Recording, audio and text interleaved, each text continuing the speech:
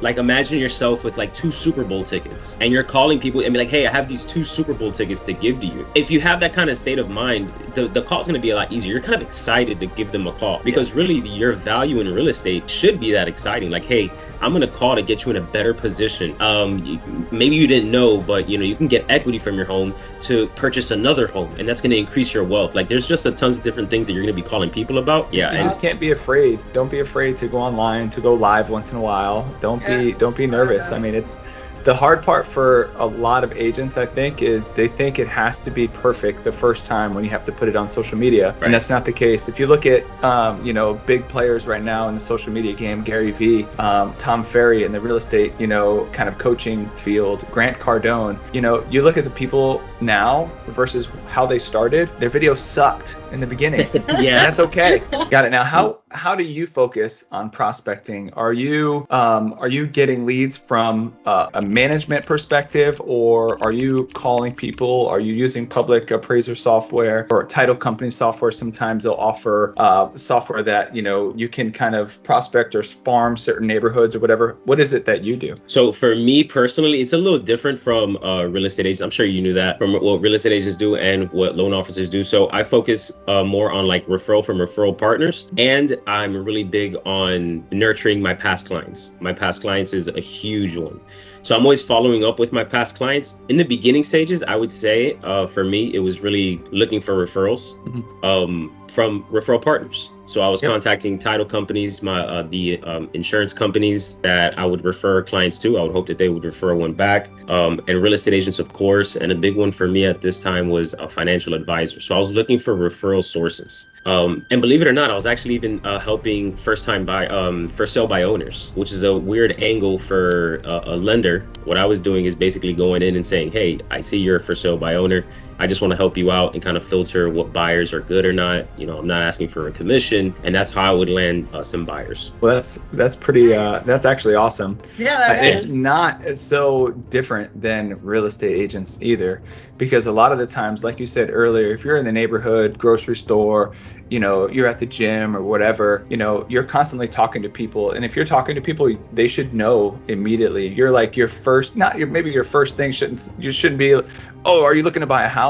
But it should be, the conversation, you should be able to lead it into at least saying, hey man, it's great to meet you. What do you do actually in the area? And that could easily lead back to you saying, hey, well, I'm actually a real estate agent or a real estate broker or a lender, and just to let you know, like in passing or whatever, if you guys ever need anything, feel free to let your friends and family know, because, maybe I can help them. Am I going to be able to help everybody? Absolutely not. Maybe I'm not the best personality for every single person, which we all know is the truth. Right. But, maybe I can help you or a friend, especially, if they're in trouble or something like that, maybe I can help out. Yeah, no doubt. And one of the things that I get, since I've always started mortgages, man, I've always get like a little bit of jealousy from real estate agents. Well, I get jealous of them because their angle is like one of the best. And that's one thing that I hope you realize, Alicia, is that you can literally be like a neighborhood, like professional, know everything about your neighborhood or where you're at, who's the owner of this taco shop.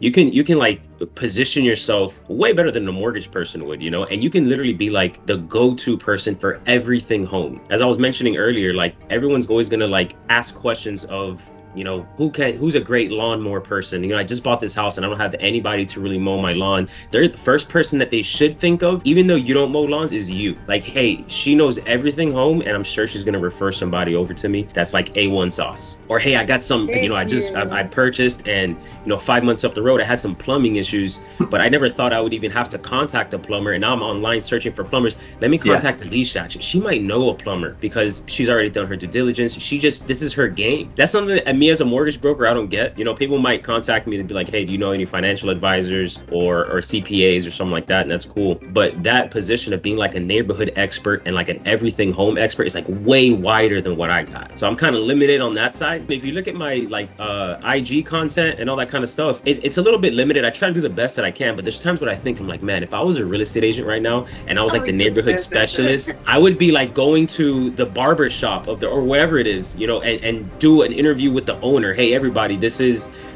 Susan, the nail owner of this shop, and just so you guys know, she has these deals going on, and you can really like position yourself as like the neighborhood pro, which is something I always thought was really cool about agents. I love that you mentioned that. It's freaking awesome. Yeah, man. You can like get so much eyes on you. I'm on Instagram, I talk about mortgages, and I can just see people yawning on the other side, like, yeah, what are you even talking about? But as a real estate agent, oh man, as a real estate agent, you can just take off. You can take off. Thank you for that, man. Yeah, you just can't be afraid. Don't be afraid to go online, to go live once in a while. Don't be nervous. I mean, it's the hard part for a lot of agents, I think, is they think it has to be perfect the first time when you have to put it on social media. Right. And that's not the case. If you look at, big players right now in the social media game, Gary Vee, Tom Ferry in the real estate, kind of coaching field, Grant Cardone, you look at the people now versus how they started, their videos sucked in the beginning. Yeah. And that's okay, because look where they are now. The problem is that, that a lot of people have is staying consistent with it. As you continue to do it, you get a little bit better and better and better every time. So your video is not going to be perfect the first time. You're not going to know how to edit. By the end, years later, you're still putting out the same content, but now instead you have a social media marketing manager. Now you have an editing software or an editing people that do that for you. Because, for me, I'm not great at editing videos. It's just, it's not my thing. So I'm not going to focus my time on that because I'm never going to put out a video then. Yeah. And just to add on to what he's saying, which is 100%, in the beginning, most of us fear just like putting out a regular video. I actually think there's a benefit to that, which is, and I can see it in my traction that I get now that I'm coming out with like a little bit better videos or whatever, and it's like I actually have a videographer. I think I lost a little bit of authenticity when I was just pulling out the phone, and people related to the pull out the phone more than they do with like the super good edited videos that I'm doing. So I mean, you might even be in a good position now where you're like, man, maybe I need to wait to like do really nice videos. People relate more to you, and they probably want to do more business with you when they see you're just a regular person, just pulling out your phone and giving out real estate advice, or meeting with whatever tile shop owner and doing an interview with them with like a little microphone. People love that stuff. Yeah, like, I just bought me some mini microphones. I'm so excited. I'm like, testing 1 2 3. I don't even see me. Yeah, I was about to tell people like, yo, put that little microphone on so we can have a conversation, man. That's it. Looking like a nerd out here. Yeah, and the beauty of what I'm also saying is that, man, the more you're in the business, the more you'll just start thinking of ways, especially you're a natural born hustler, you're going to start thinking of ways of how to even get more people to your database. Just that one example of like interviewing the small business owner, that business owner is probably knows a ton of other business owners, number one. 100%, man. And they're going to, and just getting a piece of their market share as far as like whoever, they know, as far as like whoever follows them on social media, now they get to know you because you did an interview with them. So there's just like so many multiple ways of getting just not only the business owners, just being known as a neighborhood expert, but the business owners network and their followers. So I mean, just with like 2 business owners, you're gonna get tons of exposure, and then you'll see how easy it is just to add 3 people a day to your database at some point. But yeah, just before I go start babbling, I don't know if you wanted to add something, because I was about to get into like the beauty of our business. Yeah, I mean, the only thing I would say is, especially if you're talking about adding people to a database or having a CRMs only work if you use them. If you don't use them, it's pointless.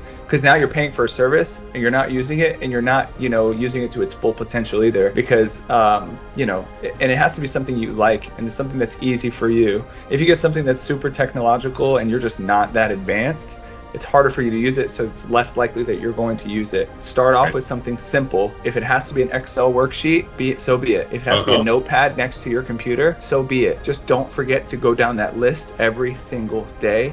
Make those phone calls, and don't be afraid to make those phone calls. You're gonna make a mistake.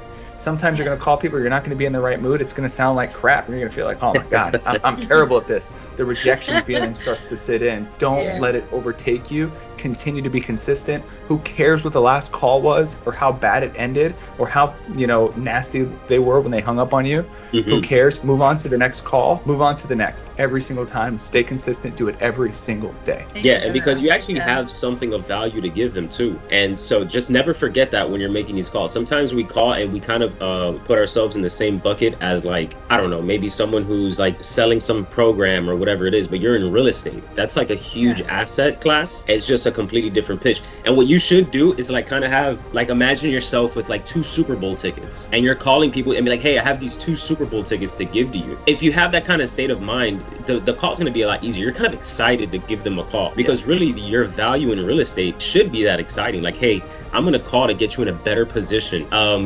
Maybe you didn't know, but you can get equity from your home to purchase another home, and that's going to increase your wealth. Like, there's just a tons of different things that you're going to be calling people about, but the state of mind. About that, I was literally just talking about the equity and stuff with somebody, and they were just kind of feeling stuck, and I was like, man, you have no idea, like you could do this, and it just kind of flowed, and I was like, so you're bringing it up, and it's awesome. Okay. I think another important part of, sorry to cut you off. No, it's all good. It's all good. It's good. This is exciting. Another really important thing, even for the mortgage industry as well as real estate sales, is when you're not only coming from a position of value, but show them how to continue to create value. Like for me, one of the big things that I always focus on was how to create generational wealth, or how to create passive income through real estate. Wow. I'm a big fan of multifamily. I'm a big fan of like people like Rod Cleef, Tom Ferry, my old coach, John Tayeb from Real, totally different real estate brokerage, but still a great coach.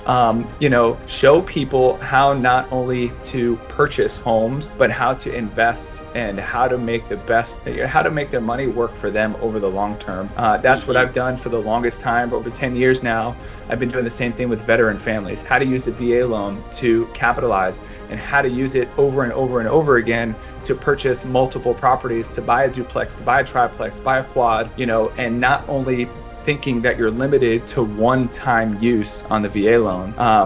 Teach people how to create passive income through real estate, and that will get you to a place, I think, that is far, it's just far better than just selling one person one home and then waiting for them to call that friend or family member at some point to refer you back. Show them how to create passive income through real estate, and how to gain equity, and how to gain appreciation, and how to reduce those interest rates when those interest rate reduction loans come out.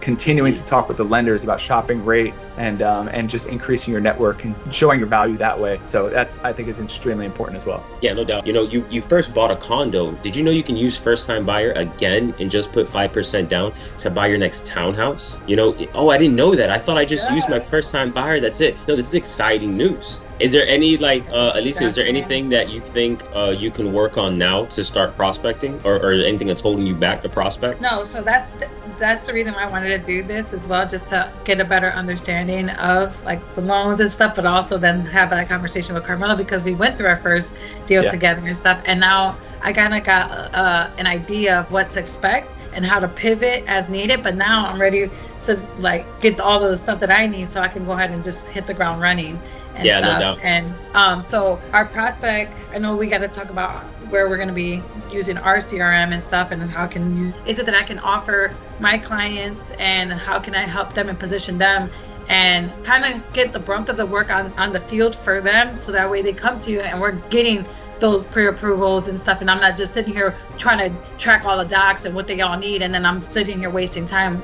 That's not considered wasting time, but like making it a longer process. So if I can already tell them, hey, I got this one pager, this is what you're interested in a house, cool, this is what I need from you, gather up all these docs, and then we're gonna go and I'm gonna walk you over to this side, and then I can have my people take care and go from there, keep on with that momentum. So absolutely. Well, so then, just to kind of give you something to defend yourself, because as the real estate agent, how I look at it is the real estate agent is like the quarterback. I don't know if you watch football, but the real estate agent is like the quarterback in a sense, right? So everybody else is on the playing field, but the real estate agent is really like the one who is calling the play and is going to throw the ball. And that's how the clients really look at you. It doesn't matter, like even if the lender, and of course you can correct me if I'm wrong, but even if the lender built a really good relationship with the client, if they have questions for some reason, they're always going to go back to the real estate agent. So you kind of want to, at least, you don't want to be a mortgage professional, right? Like you don't want to go out and get your license, but you want to know enough to defend yourself, or to at least show that you know what's going on. So I kind of want to leave you with that before I guess we concluded.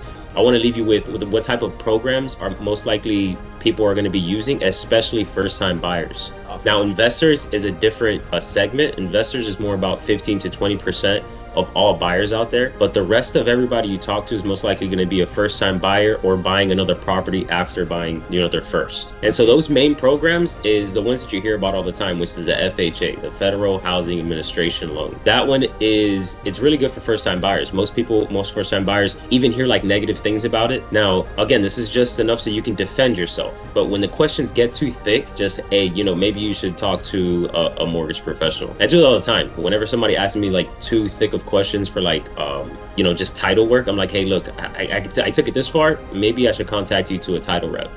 But yeah, your FHA loan is for like first-time buyers. Those are going to be your lowest down payment, 3.5 down. You're also going to have your conventional loans, which clients tend to lean towards those the most for some reason, just because of what's out there. And those are anywhere from 3 to 5% down. You have your VA loans, which are 0% down, no mortgage insurance. And these are kind of things that you just kind of want to just pitch them right on top. Like, oh, you're a veteran? Did you know you get no mortgage insurance? Did you know you get 0% down? You just got to make sure that you qualify for it. And if it's a veteran, man, the VA loan is one of the best, just because of the fact that they have the best interest rates, period. So the best interest rates are for VAs, no money down, no mortgage insurance, and they're very lenient on like debt to income ratio. So, all right, Giovany, how do people get in touch with you? Who are you? How do they get in touch with you? And then we'll do it with everybody. I'm Giovany Mirabal. I'm the Mortgage King. You can find me on Instagram, mortgage_king_. I'm a mortgage broker at Clear to Close Home Loans. Awesome. What about you, Alicia? How do we find you? Who are you? Hi, everyone. My name is Alicia Rivera. I am with 9line Realty. You guys can find me on Instagram at Alicia_Rivera_04, your neighborhood specialist. Yes, sir. And everybody, I'm Carmelo Prenesti. I'm the owner broker of 9line Realty. You can find us at 9line.realty on Instagram. You can find me, Carmelo Prenesti, on Facebook. If you look up 9linerealty.com, you'll be able to find us. Feel free to reach out. We'd love to help you.